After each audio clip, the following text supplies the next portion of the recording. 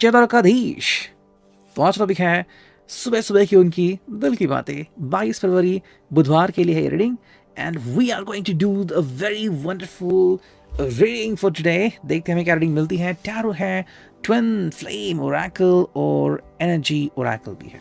ठीक है, so let's connect, देखते हैं हमें क्या अंडरस्टैंडिंग मिलती है एंड हम किस तरह से रीडिंग कर पाते हैं। सो चलो देखते हैं, हम टैरो पे पहले फोकस करते हैं। ठीक है, देखते हैं हमें टैरो से क्या अंडरस्टैंडिंग मिलती है। वैसे तो अंडरस्टैंडिंग काफ़ी इजी होती है, लेकिन हमें उसे समझना पड़ता है। हर बार जो हम चाहें वही हो ऐसा ज़रूरी नहीं है, राइट। हर किसी का पर्सपेक्टिव होता है और वो कंप्लीट हो ऐसा भी ज़रूरी नहीं है। कई बार हमें लगता है कि भी आज किसी का फ़ोन आना चाहिए एंड वो नहीं आता, हम गुस्सा होते हैं, फिर पता चलता है कि क्या इमरजेंसी थी। देखते हैं हमें कार्ड्स क्या मिले हैं।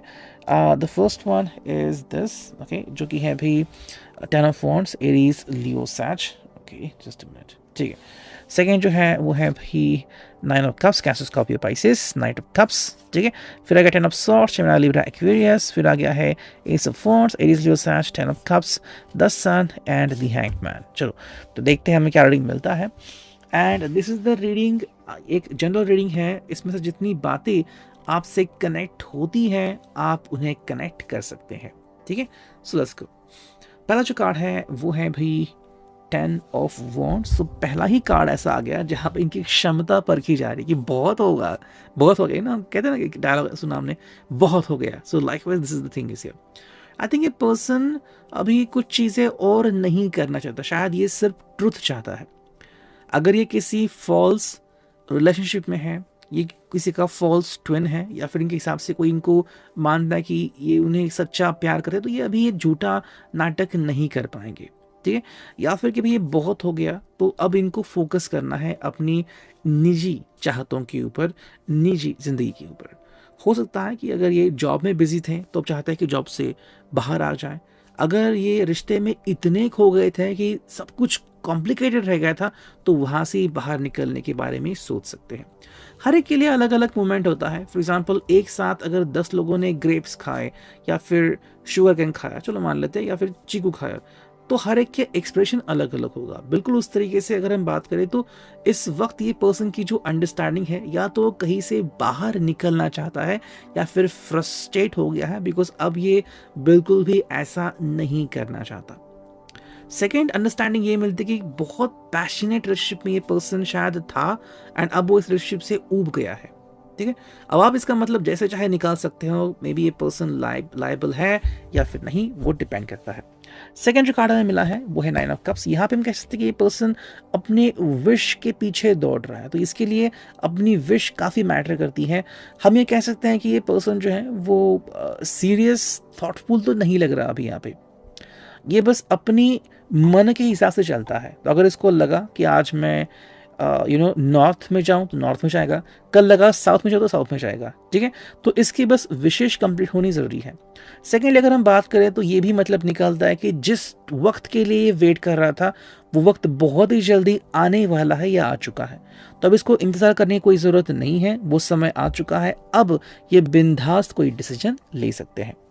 नेक्स्ट कार्ड है वो है knight of cups and as you can see, ये पर्सन बेसिकली, अगर ऐसा होता है जो हमने यहाँ पे देखा कि वो अगर इनका समय आ चुका है, तब वो अपने आप को बहुत ही अच्छे तरीके से एक्सप्रेस कर पाएंगे। इनको इमोशनल हीलिंग की बहुत ही ज़्यादा ज़रूरत है। जैसे कि मान लेते हैं कि घर में किसी को चोट आ गई तो पूरा घर जो है वो हिल जाता है, फिर किसी को नींद नहीं आती, खाना ठीक से नहीं होता, एंड बहुत सारे इश्यूज आते हैं। लेकिन उसके बाद जब सब कुछ ठीक होता है तो जो वापस से एक माहौल बनता है घर में, चैतन्य जो आता है, वो काफ़ी मैटर करता है। नेक्स्ट कार्ड यहाँ पे वो है 10 ऑफ सॉर्ड्स। देखो पहले तो आ गया था 10 ऑफ वॉन्ड्स, अब आ गया 10 ऑफ सॉर्ड्स। ये किसके लिए है? ये बिल्कुल भी अब किसी की भी बातों में या बहकावे में नहीं आने वाली। तो अगर आप चाह रहे हैं कि मुझे सही जवाब मिले, हाँ बिल्कुल मिलेगा, क्यों नहीं मिलेगा, लेकिन इनके जवाब जो है वो भी आप सुनने की आदत डाल लो। कई बार लोग फेक रिश्ते में इसलिए जीते हैं बिकॉज वो नहीं चाहते कि सच बोलकर एक दूसरे की फीलिंग्स हर्ट करे। मान लो किसी ने सच बोल दिया, जैसे कि आपका खाना बकवास था या फिर मुझे आपसे प्यार नहीं है, उसके बाद क्या होगा ये किसी को नहीं पता। और कई बार हम इमोशनल हो जाते हैं और इमोशनल होके हम वो नहीं कह पाते, चाहे उसमें हमारी खुद की ही बुराई दिखे, बिकॉज कई बार इमोशंस हमें इतने ज़्यादा जकड़ लेते हैं। आई थिंक ये पर्सन इससे मुक्त होना चाहता है। ऐसा एक रिलेशनशिप जहाँ पे इस रिश्ते में ये फ्रीडम के साथ जिए। अगर लगा तो कमिटमेंट दी, नहीं लगा तो नहीं दी, मन चला तो चले गए एंड लाइक वाइज। हालांकि शादी के बाद वाली बात नहीं है, ये मैं क्लियर कर दूं, लेकिन ये एक अंडरस्टैंडिंग जैसे कि हम फ्रेंड के साथ होती है, अगर लगा तो फ्रेंडशिप है, नहीं तो नहीं। फ्रेंड्स भी कई बार साल साल तक बात नहीं करते, फिर जब बात करें तो 2-3 घंटे बात चलती है, तो ये मन के ऊपर होता है पूरी तरीके से। नेक्स्ट कार्ड हुआ S of wands. Person basically एक नई जिंदगी शुरू करना चाहता है, फिर नए पैशन के तलाश में है।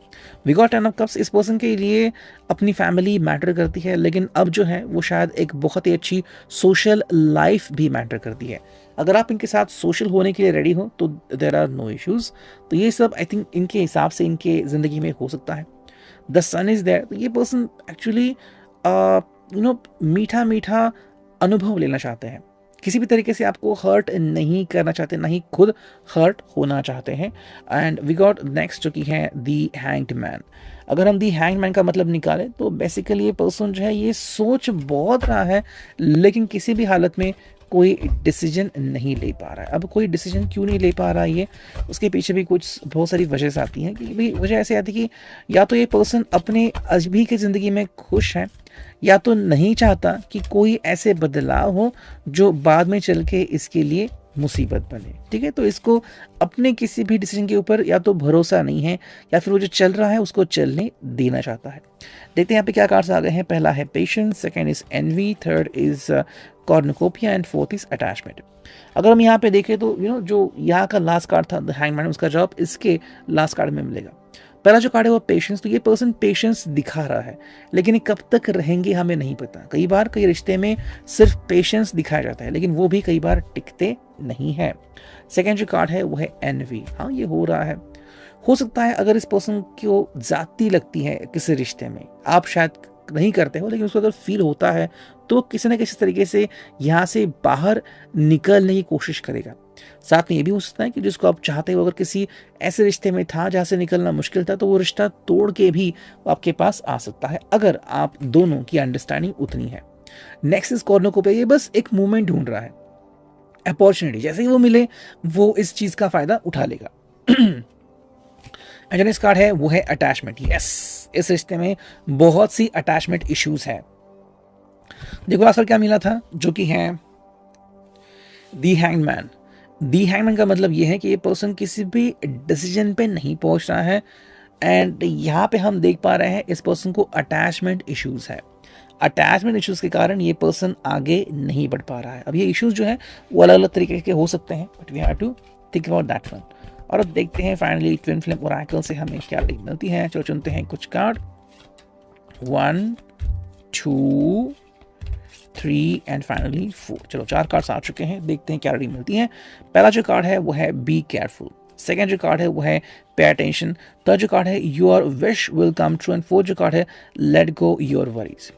अगर हम इनकी शुरुआत देखें तो जो चीज़ हमें दिखती है यहाँ पे कि बी केयरफुल, कि ये पर्सन जो है उसके लिए सोच काफ़ी मैटर करती है, एंड ये अगर अपनी सोच से बाहर नहीं निकला तो टेंशन में आ सकता है। सेकेंड जो कार्ड है वो है पे अटेंशन, मतलब इस पर्सन को ध्यान देने की ज़रूरत है। कई बार हम ध्यान नहीं देते, कई बार क्लूज मिलते रहते हैं, but we ignore it. Third जो कार्ड है यहाँ पे वो है your wish will come true. अब इनके जो विश है वो कम ट्रू हो सकते, लेकिन कौन सी विश है इसके ऊपर भी काफ़ी सारी चीज़ें डिपेंड करती हैं। कई बार हम कहते हैं कि बड़ी सी विश कंप्लीट होने के बावजूद हमें खुशी नहीं मिलती, और बस छोटी सी विश पूरी हो गई हम कहते हैं कि भाई मुझे सुकून मिल गया। तो इसे भी हमें समझना होगा कि what do we want in real. एंड जो फाइनल कार्ड है वो है लेट गो योर वरीज। ये उनको करना चाहिए कि ज़्यादा सोचना नहीं है, ज़्यादा डिस्टर्ब नहीं होना है। फ्यूचर को हम कंट्रोल नहीं कर सकते, but we can remain stable in the current situation. ये था रीडिंग।